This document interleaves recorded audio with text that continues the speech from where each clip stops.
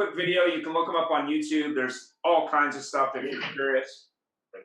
I didn't want to do just 3 books because there's so many books on sales, persuasion, selling.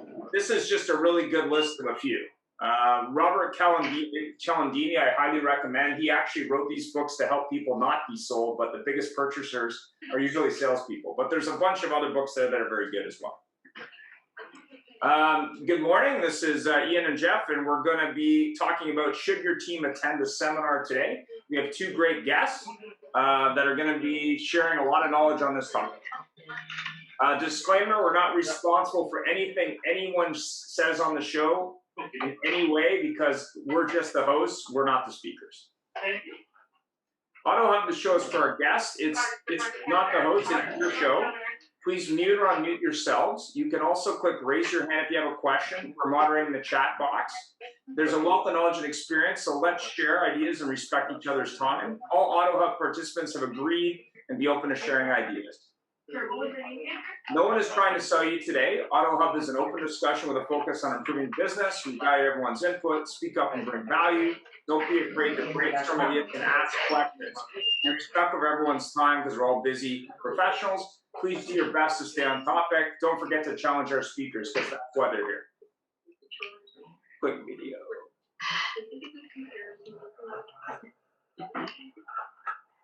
So Jeff, maybe you could share some details on not only vendor speed, but on sponsorship of the AutoHub show to give back to the people fund the show and sell more products with sponsorship. Well, thank you, Ian. Yes, I'll do that. Sponsorship, translation, meaning, definition, sponsorship, help Ian and Jeff get out of home. So what this means is you can sponsor our show to get your name plastered everywhere. For a very small, reasonable amount of money. The AutoHub show is growing in stature and viewership. We're getting shout-outs all over the place, and it's a perfect opportunity. And way less than 1 simple paid SEO, and everybody wants. Vendor speaks is Friday morning, 9 a.m. Pacific. That is noon Eastern time. That is 1 o'clock in the Maritime, and of course, 1 p.m. All right. So without further ado, we have John Kostakos and John Latka. So it's the John and John show. John is from Spartan Sales, and John Latka is from Automotive Business Solutions. So let me just go to the bigger screen here. One sec. All righty. So good morning, everybody. Good morning. Good morning. Welcome. Today. So I'm going to let Jeff introduce John Latka, and then I'm going to introduce John Kostakos, or vice versa. Go ahead, Jeff. Thank you, Ian. So right here we have these 2 gentlemen, the 2 Johns. And so we have John Latka joining us from that sprawling metropolis of Halifax, Dartmouth, Nova Scotia. And certainly a gentleman well known in the Maritimes and looking to expand until our little friend COVID screwed everything up. But John, tell us a little bit more about yourself. Latka. All right. Well, I can tell you that I've been around the automotive industry for 35 years plus. I started on the sales floor, as many of us have, got into management, and I had the pleasure of working with and for some of the most talented people in the industry. It was in the year 2000 that I decided I was going to start my own business in terms of training and consulting. The reason being is that I had quite a history of success when I managed dealerships and hired people, built teams, and dealerships saw dramatic results in terms of increased volume and profitability based on some simple processes that I put in place and the way that we built teams and the way that we coached and supported teams. So in in the year 2000, August that year, I decided to resign my position as GMS at a local store and start my own business. And thankfully, after 20 years, we're still in business. It's gone very well. Some of my former employers have become some of my greatest supporters. And we've dealt with well over 100 dealerships in Atlantic Canada. The majority are repeat business, referral business, and many we worked with on an ongoing business over years rather than just the one done type of scenario. Cool. So I'm going to introduce John Kostakos, and then we're going to go into some questions. So John, I've known for over 10 years, maybe 15 years. I met him when I worked at Richmond Honda when he was in trying to sell the dealer services of various different trainers. He actually is the reason I work for Practive Dealer Solutions, setting up BDCs all over North America, and I've known John for a long time. Also have a common friend, Janice, who worked with me at PDS, and Janice has known John for a long time. Jeff also knows John for a long time, but John is a consummate promoter across Canada into the US. Helps promote a number of different trainers. I think we said 5 to 8 over the years. So John, maybe you can tell us a little bit more about how you got into the business. I got in the business in 1995, and that's when I worked with a company out of Detroit, Bob Moore and Associates. Okay. So in 1995, I'm from the food business originally, selling yogurt, and I saw this ad in the paper, entered this ad, they were launching this new speaker. His name was Grant Cardone. No one knew who he was, so I gave it a shot, and that was it. So for the last 26 years, all I've done is travel North America and promote seminars. I've probably been in 40,000 or so dealerships. Wow. So what's the hardest market to be in a dealership in North America? The hardest market in North America is where you don't have a relationship. Oh, okay. So all across Canada, it's not a problem because I know so many people, and in the markets that I work in the US. But if there's no relationship in a market, you'll get killed. When I went to Philadelphia for the first time, maybe 2 years ago, it was like, it was awful. Because no one knew me, so it was the worst thing. But then the second time was a little better. So when you have a relationship, it's easy. When you don't have a relationship, it's hard. Right. But the cheesesteaks are pretty good, though. Which one? The cheesesteaks are pretty good. Buddy. D'Alessandro's, I mean, it is amazing. But another tough one is out in California, like Los Angeles and Anaheim and all that. That is brutal hard. Cool. Well, I got a question for both of you. How relevant is outside training during COVID, in your opinion? Who do you want to go first? Let's start with John, since he's talking. How's that? John Kostakos. I think it's critical depending on the subject matter. So right now, I have a seminar happening in Toronto on November the 4th and the 5th. So, right. And I sold that one out in 8 days.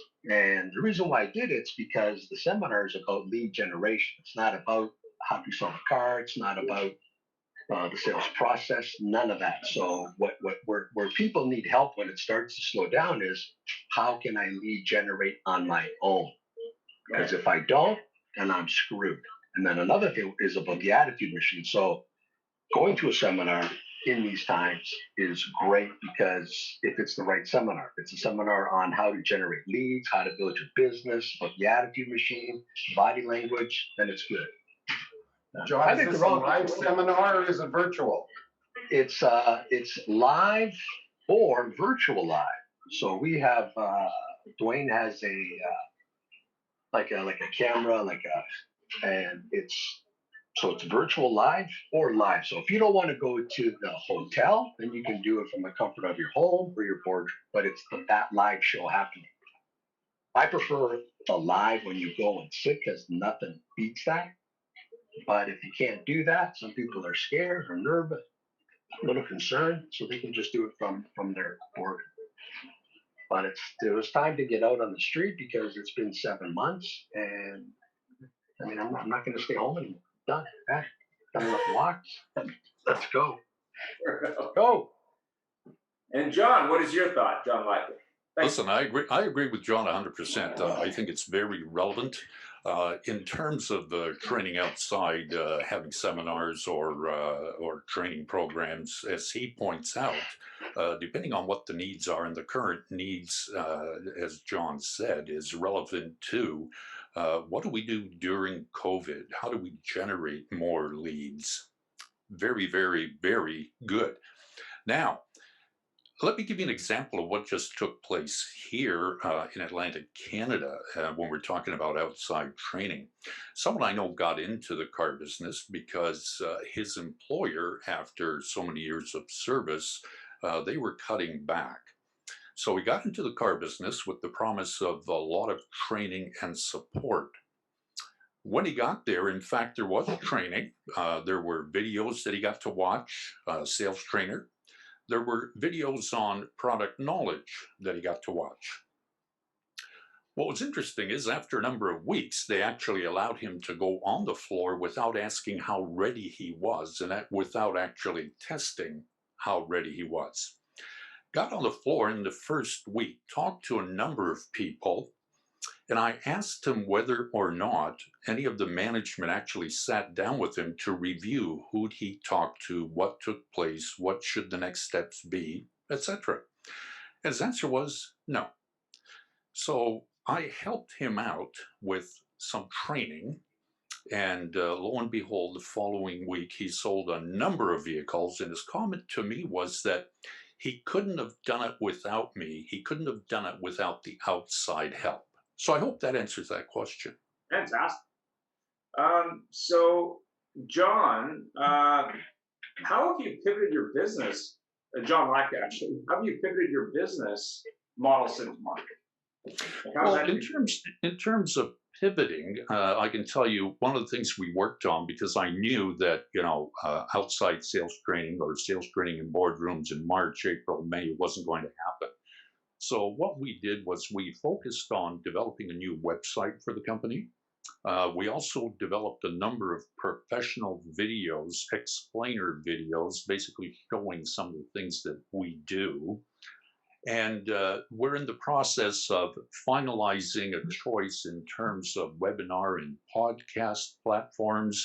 And we're in the process of developing some new training programs, not just for the COVID era, but also for what follows after the pandemic.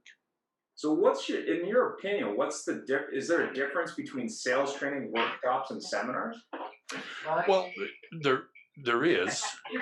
In terms of sales training, for example, that can be anything from one-on-one or groups, and it can be ongoing as well. And sales training really has a combination of not just teaching skills, but practicing the skills, programming the skills, and modifying behavior to suit that particular environment. So during COVID, obviously communication in some cases is more remote. Lead count in general has gone up. What communication skills, in your opinion, are required for successful training today? Well, I mean, in terms of communication skills for successful training today, obviously, if you want to be using Zoom or some of the other platforms, you have to be familiar with it. But above that, obviously, it's some of the basic communication skills, the words we use, the tone of voice, the body language that we're exhibiting. Obviously, you should have some public speaking knowledge.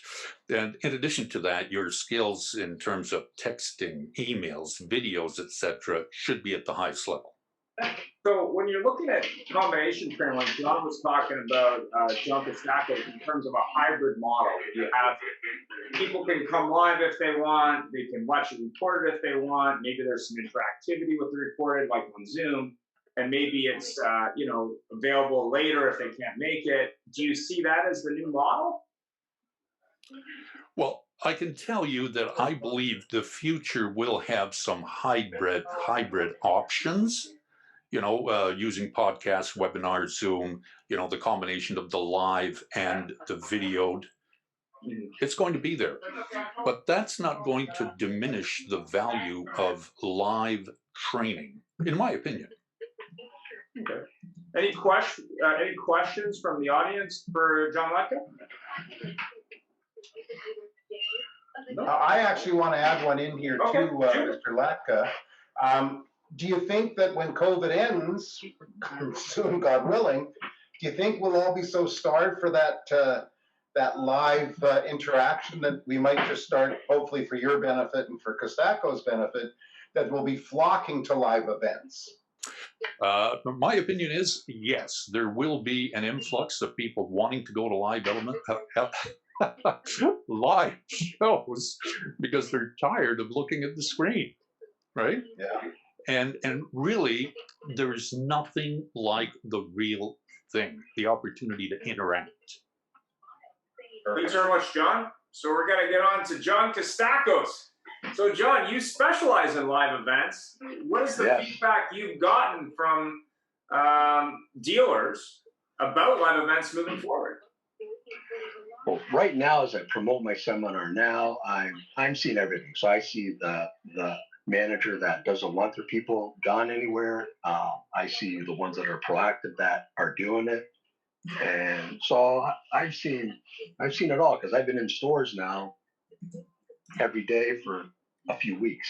So, but the live event, I mean, this seminar that I have that's happening, I sold it out in like 8 days. Like people are just hungry to get out there. And you go to and I've had to move my hotel 3 times. First, my hotel was in Mississauga. They shut that region down, so I had to switch to a hotel in Markham. Then they shut that region down as of today. Now I have to switch my show to Durham region. So I think three, sold the seminar so fast because people want to get up. People want to, just nothing beats that live event. So you have the training, but you have the seminars are 2 different things completely. And I will live and die by the seminar. I believe in the seminar. I believe it's back. I've proven that it's back. I can go out in any city, anywhere, and sell tickets. And it's just not to be handcuffed by the government when they start cutting down and going back to stage 2s. And that's what hurts. So what percentage do you think is going to attend that seminar in a hybrid? The hybrid is only there because we can't do so it just protects me. And that's the one thing I love about Dwayne is that we're so versatile. So you can either go live, but if you don't want to go live, you can go virtual live, which is the live seminar, but you can do it from your boardroom.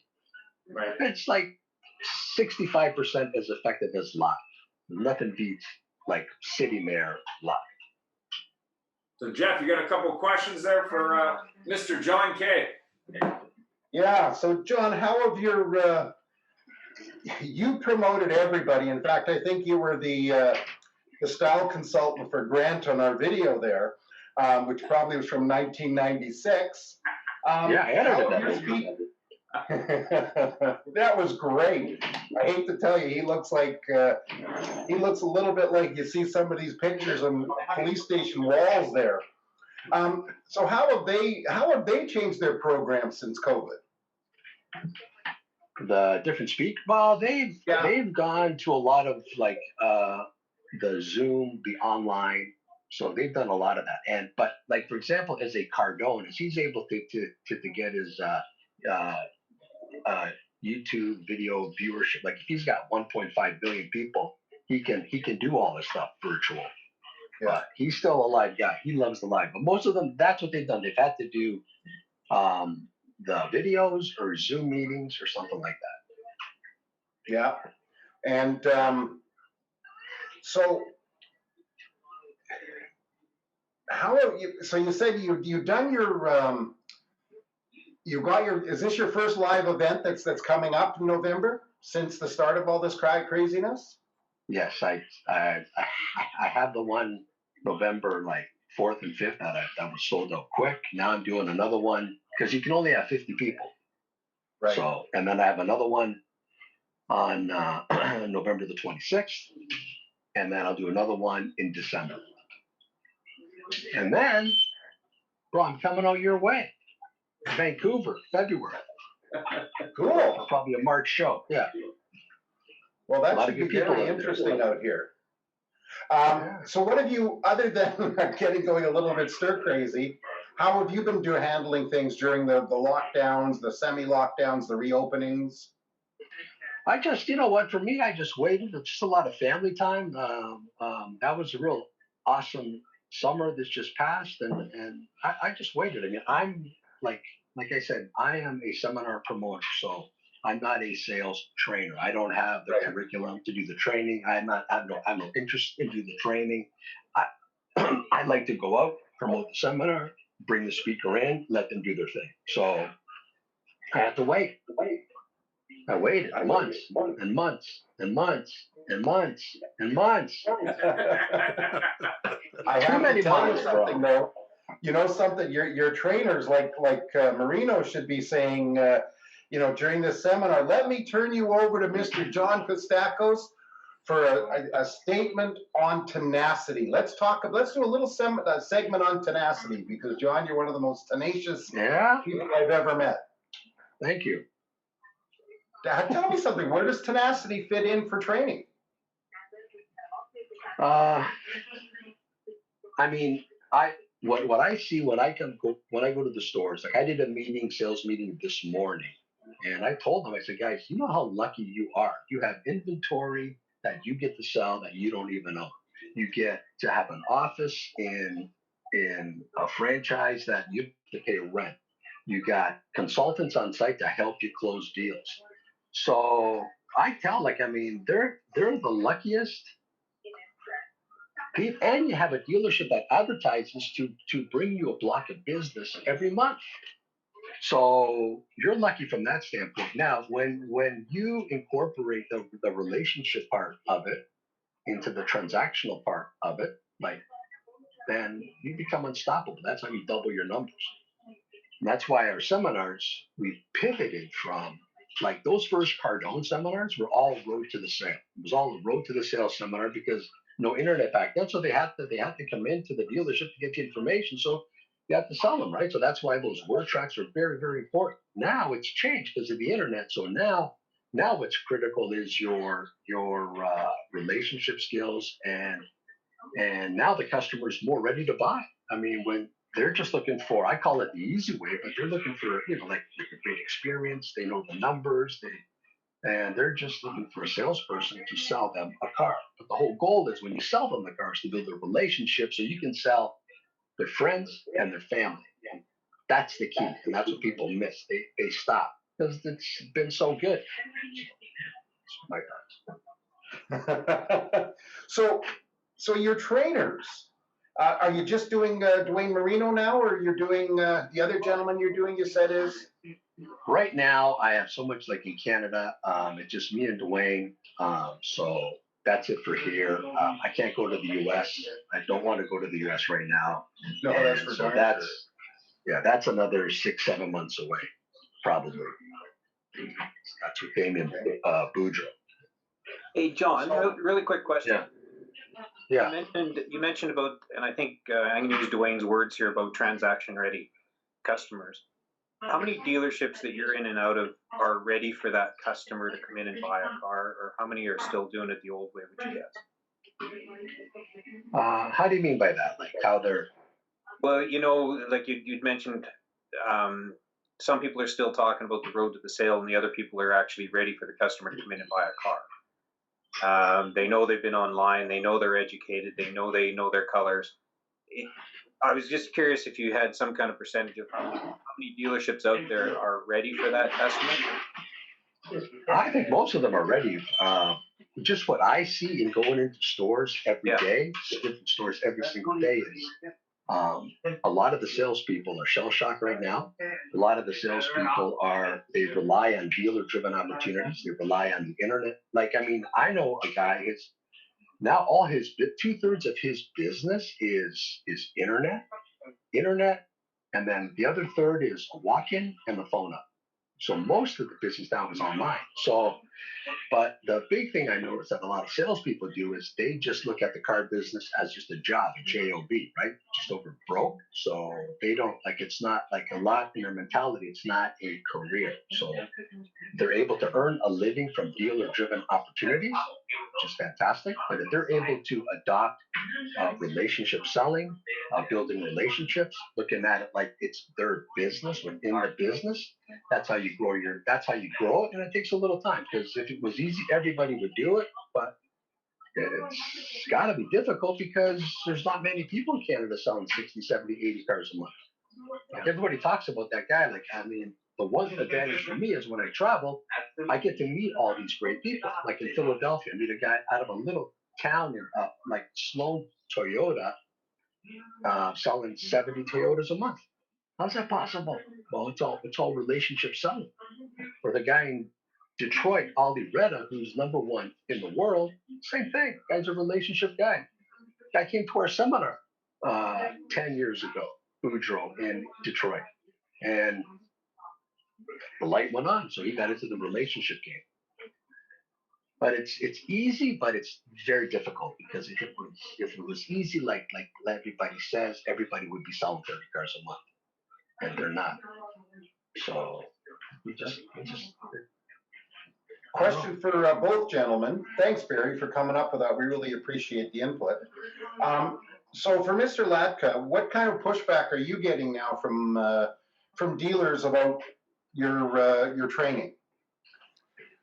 Well, in terms of sales training, quite frankly, many of the dealers right now are having extraordinary success in terms of the volumes that they're doing. So they're putting training on hold, as it were, for the time being. Having said that, I have a number of dealers that I will be going to and doing some training that are set up for November and December, including a dealer that's going to be doing a private sale with us as well. Terrific. John Kostakos? What was that question again? Sorry, what's that? It was just, what kind of pushback, if any, are you getting on external training? The only pushback that I'm getting is the COVID objection. They don't want to be out. That's it. Nothing else. So the COVID, in terms of that they don't want to be trained. They're afraid to go. They're afraid to go to a hotel. They're afraid to go sit down. They're afraid to go socialize with other people, even though it's the safest environment. They've been conditioned from that media, the fear that's paralyzed everybody. Right. It's awful. It's terrible. They've done. You got 30 cases and you shut down. We go back now to stage 2. Now 30 cases. Hey, maybe one person died, which is terrible. My boss, Bob Moore, my mentor, is in Detroit in ICU with COVID. Wow. And he's getting better. And he has a lot of those the symptoms. He has breathing problems. But that guy still calls me to touch base. What's happening out there? The guy's 78 years old. He will make it through. So it's awful what they're doing. So it's as a whole, it's difficult enough to sell it. Now you have to deal with this thing about the COVID. Yeah, well, that's of course the elephant in the room right now with everything, and that's certainly why this show is started, because the COVID shutdowns, etc. Excuse me, John Latka, same. What's your feeling there? Well, yeah, I mean, COVID tends to be one of the major reasons why people are reluctant to go into group settings. Having said that, as John pointed out, that there are safe ways to hold these sessions in hotel rooms. I can tell you that our office, I can't hold meetings or training sessions at our office. The reason being is when I leased the premises, I purposely leased it without windows. And of course, nowadays they're saying if you don't have the necessary ventilation, you should not have groups of people in the facility, right? Sure. So that's one of the scenarios. I do, however, have dealers that are willing to do training at their location in their boardrooms, where we take turns with half the staff in the morning, half in the afternoon, or half on one day, half the next day. Or we can spread it out even further to make sure that we have the minimum amount of people and the maximum amount of distancing possible. What's your thought on that, John, in terms of doing training at dealerships, like in smaller? Well, yeah, like the trainers do that. I don't do that because I promote the seminars. So, Right. but Dwayne goes to the stores, John goes to the stores. Yeah, so that's very good. What's your opinion on the U.S. market? Huh? What's your opinion on the U.S. market comparatively? I've already told you. They're machines down there, right? They're busy, record months. I mean, I have a lot of good clients in Buffalo, New York, a big automotive group there called Western Group, and they're setting records every month. So they're selling cars. But I notice these last few days that it's starting to soften up. Like that pent up demand, people have bought their cars. Now you're going to see a slowdown. And that's not good. But it's good for trainers, for John, because now when you're talking to a dealer or a general manager, they're going to listen because it's starting to get slow. They're not happy with the traffic. It's getting a little harder. So, I mean, I went on Saturday. I did the meeting on Saturday, and the guy's like, I think I'm going to have to probably lay some people off. So it's softened up, and that's, what are you going to do? I can solve that problem. This is sort of like the case when you get people in the bad credit side of the world. They get really excited when the markets do a downturn because now they get really busy on handling that. It sounds like a terrific opportunity for training. It's awesome. It's the best. It's the best. I love it when you go in and the store is dead because my seminar is about lead generation. We teach you how to take 20 minutes out of your day and sell one more car a week. Are you finding, both of you, either one of you, are you finding that actually the last few months with the big Russian business has actually created a lot of weakness in the sales floors? For me, it's a false sense of, hey, I'm doing great. So yes, it's a false sense of that. And then when the slowdown hits and you got to sell cars, that's when they get screwed because they don't know not so much how to sell cars. They know how to sell cars. They don't know, and they have not been lead generating and filling their pipeline with people. So when it slows down, you're done. John Latka? Right. Well, then, in my opinion, and going along the same train of thought as John, what tends to happen is when things are really great, success can hide a lot of sins. And so people have a tendency to take orders during great time and forget about, as John said, things like generating their own leads or following up because they feel there's no need. We're just rocking it, right? And so when things do slow down, and it's an opportunity for us to go in and help these dealers get back on track. Yeah, that's a very good thing, and definitely an opportunity. And so, do I pick up on the salesman side of you hitting the phones? So we run. They hate the phones. Well, hitting the phone, dealer saying, "Well, now it's a downturn time. You quit brushing me off."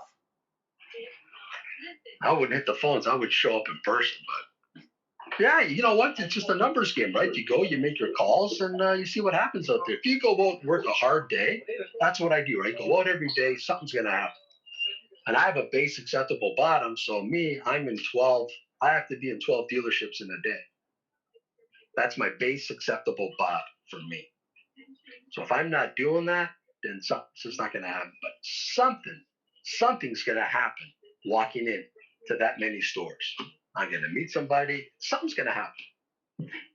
So what's your advice to salespeople who are in threat with it being slow? Do you feel it's just activity they're not doing? Yeah, it's like you have to lead generate. You have to, like that guy, when they asked Ollie Retta in Detroit if he had to start his business over today, what would he like? What would he what would be his go-to strategy? And he said one word, and that word was community. His community, like his surrounding community around that dealership. That's where the people come, his community. And that's how he's able to sell so many cars, is because he is a household name in his community. And he gets involved out there and he gives his business cards out and he talks to people. And he goes to the events, like if dealerships sponsors a charity and they have an event, a lot of salespeople don't even go to that. Well, this guy, he would go to those. But you don't go with the expectation of, oh, I'm going to go have my business card and to sell it. You go to socialize, and people are going to start asking you what you do. And that's how he did it. He says community. And he says, you know what? It's people that know me.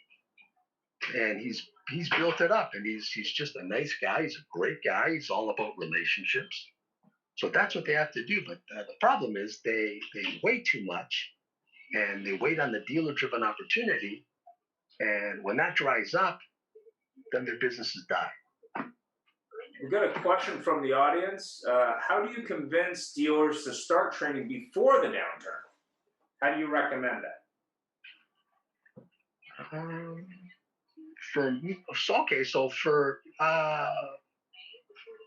You have to go sell them. Like, no, I'm a dealer. I don't want to do training. Why should I do it, John? Like, what's the reason? I mean, if you want your guys, you don't have to do anything. But if you want your guys to sell one more car a week, that wouldn't be a problem, would it? Like, would you object to that? And then I would try and do like a sales meeting. Say, look, let me come in and talk to them. I'll give you guys a couple of action ideas. I'll give you that where they can sell a car that day. And if you like it, if they like it, and I'll come in and do the meeting for free, then we can move forward. I can give you a proposal. But if they don't like my presentation, if they don't like my content, then forget it. But you have to do that. Sales meeting is very critical. Very critical. So a sales manager who's trying to motivate his guys in a downturn, really it's about consistently inspiring them to do more. Yeah, but the manager has to be proactive. A lot of these managers, some of them are not. Some of them are just overwhelmed with work. Got to order this, got to do that, The sales managers that manage sales. That's what Overy would always say. That's their job is to sell, to move metal. The only time you're working is you're with a customer. Like talking to a customer on the phone with a customer, interacting with a customer, that's working. There's so much time crime committed, it's incredible. There's 4 or 5 hours a day of time crime. That's what I call it. Right? Time crime, I love it. Yeah, that's but you know what? We're human beings. Yes, it's the easiest business to not do anything.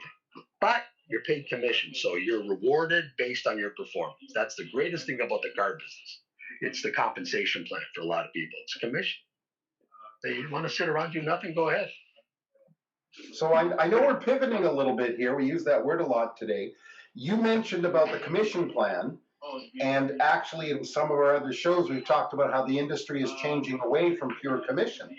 So it sounds like your opinion is a little different than that. Right. So I've seen both. Like when I was in Philadelphia, I saw a store. It's a Chevy store, and he had if you started out in sales at that store and you were new, you could go on a salary of X amount per week. And then after maybe 3 months, you would sit with your manager, and if you were selling so many cars, you got to that threshold where it's more beneficial to be on the commission program. Then you would go on the commission program. That's in my way, that's the best way, because now you have new people that don't have to worry about their income. They got some money coming in, and then they can transition to commission when they're more ready. So for me, that's the best way. But commission's the only way to do it. You don't sell, you don't eat. Period. End of conversation. Sure. So what do you think about the flat commissions at a larger number? Do you think that's better for the salesperson? It all depends how much the flat is. I mean, if you're getting $800 a vehicle, no matter what, hey man, that's a great program. Or if it, but some I've seen some where it's like $300 any car from the smallest to doesn't the truck or to the thing. But ultimately, the guy or the gal will want to be on commission because that's where you can earn the most money. The more people you help, the more money you're going to make.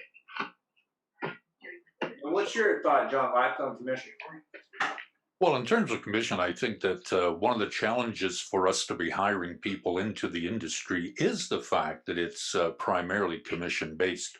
So many dealerships have gone to the model that John just mentioned, whereby initially they will pay a salary and then eventually put the person onto a commission-only program. We came up with a number of years ago what's called an activity-based pay plan. By this, a dealer would hire someone new and guarantee the person that they would make no less than X amount of dollars per year working for that dealership.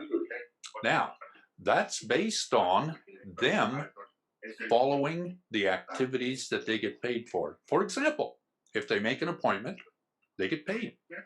The appointment shows, they get paid. If the appointment buys, obviously, they would get paid. But there's a flat fee. They also get paid if, in fact, they register an opportunity, an up, for example, that walks into the showroom. If they get their name, their contact information, even if they're not sold, they get paid. If the person goes on a demo drive, they get paid. If, in fact, they have a trade, the trade gets appraised, they would get paid. If there's a proposal put in front of the customer, they get paid. So on this activity-based pay plan, the reasoning behind it is that people new to the industry will be able to make money on a regular basis, even if they don't sell a vehicle. And what it will do is it will get them accustomed to doing the things that are critical to getting a vehicle sold. For example, if someone has a trade and we don't appraise the trade, how are we going to put a deal together? If, in fact, someone doesn't go on a demo drive, how is mental ownership going to take place? And if we don't present a proposal, the person has no chance of saying yes or no to what we're proposing. We're waiting for somebody. That's a very interesting comment to actually train people to do proper things. I'm sorry, I heard some background noise, so I didn't hear you. No, not a problem. I find that a very interesting way to compensate people, because a lot of the training seems to be based around the steps to a sale from when a customer comes in versus doing what it takes, of course, because everybody talks about, well, you got to set appointments, they got to show, you got to confirm, but nobody's compensated for that. Right. So what we've done is actually this is built into software that we've developed, so it's very easy to track a person's income. And an individual salesperson can just go in and see what they've made for the day, even if they haven't sold a vehicle. But the thought behind it is very simple. The more we do those things that are critical to getting a sale, the more sales we're going to get. And what we've done is a dealership that went on this kind of as a pilot project over the last couple of years have proven that this works in the sense that they haven't had turnover in the sales force, and people are quite happy with the pay plan. Now, don't forget, there are other parameters in there as well in terms of this particular pay plan. For example, you have to have at least 66.7% of your appointments show in order to get a bit of a bonus, right? So when you hit certain standards, there's a bonus at the end of the month. And then there are bonuses for volume as well, whether it's 10, 15, 20, 25 vehicles. So it becomes a pay plan that touches everything to help a person sell more vehicles and be comfortable. And gives a Question, better experience. It gives a better experience for the buyer because the salesperson isn't under pressure to point him in a certain direction, whether it's one vehicle or another vehicle. It's irrelevant. We have a question from Pamela. Who tracks all of this and makes sure that the dealer obviously gets the correlation, connectivity, and results? Well, in terms of the sales managers, of course, dealer principals, everyone would have access to the software that we're using to measure their performance, and so that's how you can verify exactly what's going on.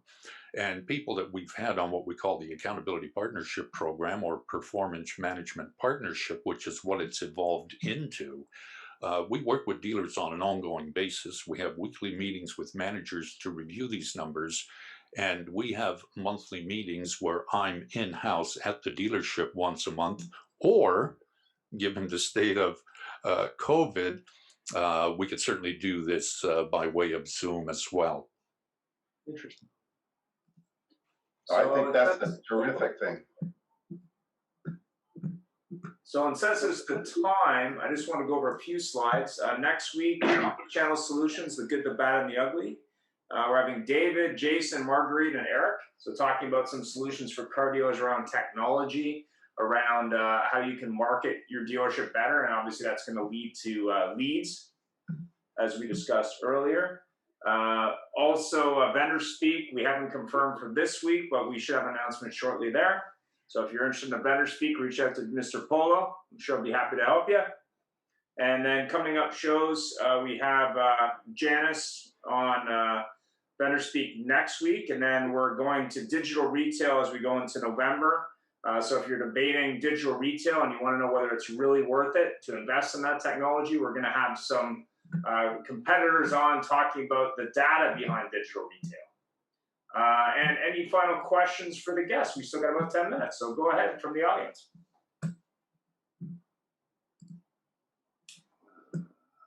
There's Questions? the sound of silence. That's right. Simon and Garfunkel, the sound of silence. I love it. Actually, I do have a question probably for both Johns and anyone else on the show this morning.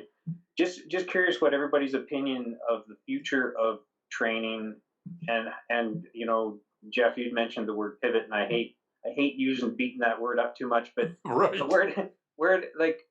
where we've been in this kind of the same training loop now for probably 15, 20 years. Is that something that we're going to be sticking in, or do you think there's some evolution coming there? That's the gamification and all that stuff that happens, and is that something that's coming our way, or is that just a lovely theory? Well, I can tell you, in my opinion, in terms of what we are working towards is obviously sales training, workshops, seminars, etc. But the big thing is ongoing development of salespeople and retention, because it's a huge problem in our industry. We hire people, we don't do a very good job of, number one, the hiring process, number two, the onboarding process, and certainly for ongoing development and retention based on the statistics that you see and hear, where 70% of people or 80% of people leave the industry within the first year, that's staggering. So what we've worked on and what we've done with dealers in the past is an ongoing development program where we help salespeople sell more vehicles on a monthly basis. And just think in terms of if each salesperson in a dealership were to sell just 2 more vehicles per month or 3 more vehicles per month. We worked with a dealership that no one had sold 100 vehicles in a year. And within the first year, we had everybody into double digits. But this comes with ongoing development. It's not just going to a seminar or a training session. And believe me, I love doing them and I love having people come. But the real answer, I believe, in our industry is to develop a program where it's ongoing development and retention. Well, that's certainly been a very big issue with this industry. It's one of the bees in my bonnet, of course, is the fact that we view people as expendable. and we put all this effort into training people new, and like you say, John, what happens with ongoing growth? Hmm. Mr. Nothing. Kostakos? No, you're right. No, you know what John said was absolutely correct. So for me, I just think it comes down to the desire for the salesperson, like what kind of their attitude and their motivation and their desire and their, why are they in the car business? Why are they going to work? Like you have to have some goals. You have to have the gratitude list. You have to be going to work with a purpose, and to go to work and not to wait. That comes from inside the person. So that's why there's a lot of people struggle, because it's just a job, and so. Yeah, and it's true there, John. Like what you had mentioned about having to be in, your bottom line expectation of yourself, 12 dealerships a day. That should trickle down to somebody on the floor where they just have to make X number of phone calls, or they have to meet so many people in service, or whatever that number is. There's got to be a bottom line expectation that they hold themselves accountable to, not some guy behind a desk saying you've only talked to 3 people and you're supposed to talk to 6. They got to have that accountability inside. 100%. And when you do it on your own, when you do it as a salesperson and you work a full day, I challenge salespeople. I do my meetings. Just put a full day and just try it for a week and see what happens. Because when you go home at night, you're only accountable to yourself. When you look in the mirror, it's just you're accountable to you. And if you can look at yourself and say, you know what? I did my best. I called these people. I went and visited these people. I took donuts to these people's work. I talked to people in service. I did everything I could. I set up a few appointments. I didn't sell the car today, but you know what? If you can do that, you can look at yourself in the mirror. You can sleep good at night because you did your best. And that's all anybody asks of somebody. Yes or no? It's funny. I remember coining a phrase a few years back, and it came out of absolutely nowhere in a sales meeting, but it was basically just do what you say you do. Yeah. It's do really your job. Yeah. No question. Did you have any final thoughts, Mr. Polo, or any other questions from the audience? Well, I do have to say from my end, while everybody's thinking of questions, some great input today, and it's nice to have a whole new approach to our show. We've had a lot of people that have done different things, salespeople and digital people, and to have the people that are telling the salespeople or helping people to learn what they're doing is a very good thing. And I think more dealerships should listen to the John or John. Absolutely. By the way, I also want royalties if they do. Well, Mr. Kostakos, I think you should get Mr. Marino to offer free face masks with his logo on them. I think that's an awfully good face mask for salespeople, because a big challenge is they're talking to people and they can't see their lips. And the whole time I was focused on what you were saying, because I could actually see you. Yeah, like, you know Very what, good that's point. an interesting, right? It is good because body language today, now the body language, it's a different thing, because now it's about studying the eyes, the eyebrows, how the person, their throat, how they move. So it's a different, that's why, yeah, it's pretty. It's very good. And these masks are Mingle Mask. It's a Canadian company. Mingle Mask. Mingle mask. I'll Google one. Yeah. Yeah. Yeah. So, John, I just had a question. Obviously, we're dealing with people of different generations today more than ever. Do you find that the younger generation of salespeople and younger generation of owners are just as interested in training as the older generation? Which John are you asking? Yeah. Question for both. Go ahead, John Kostakos. I think, yeah, the newer salesperson, the person in the business a few years, they're very receptive to it. Sometimes the older salesperson, they're kind of shun away from it, but it's good for all of them. You just gotta get into their head that, when you're green, you grow, when you're ripe, you rot.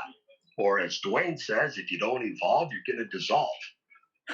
So that's the whole, yeah, that's right. It's true. And I'll finish off on this. For me, is anybody who stops learning is old, whether you're 20 or 80, right? And then anyone who keeps learning stays young. And the greatest thing in life is to keep your mind young. And that's not my quote. That's a quote from Henry Ford. So that's for sure.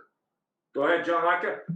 Well, there are different views. I mean, you know, I've had the good fortune of being able to work with younger dealers, dealers that have been experienced, older dealers, father-son teams, and you know, I find that the majority are receptive to development, whether it be through sales training or whether it be telephone skills, whatever the case may be, as long as they can see a benefit and can you show them numbers. Right. Well, fantastic. I do have to say to everybody out there, John Latka will be joining us on Vendor Speak middle of November there, and I think what he has to offer is terrific. Pamela, make sure you attend. It's the middle of November. Who knows, John? Maybe you and Pamela's group can get together on some good stuff. Nudge, nudge, and I won't even charge a royalty. That's perfect. Ian? Thanks, Jeff. Anytime. Yeah, I like the idea of accountability driven by a pay plan, almost like a BDC pay plan. I'm curious about that just because we all know retention is a major issue in auto. We've had multiple shows on it. I mean, 80 to 90% turn on staff is just not healthy for anybody. So I think if any way you can reduce that and also create better salespeople over time, I think that's definitely something you got to look at. And I didn't get that's something that we'll be able to talk on in our vendor speak session. Understood. Yeah. Thanks I very do much, have to everybody. say, Ian, one more thing, if I can say. John, when you mentioned that, you reminded me of a F&I office. We require them to get people approved, go through the whole finance thing, and do all this work and spend time and follow up and everything else, and we only pay them on products. Right. They don't, you know, they shove people, some of them shove people into high interest rates loans so they can get higher DR because that's all they get paid on. And salespeople, you know, it's a very interesting thing. We only pay them on the end result, and many of us wonder why they live on ups, and they work that. And you know, Kostakos, you train people on how to not live on ups, both of you. So great stuff, gentlemen. Thanks very much.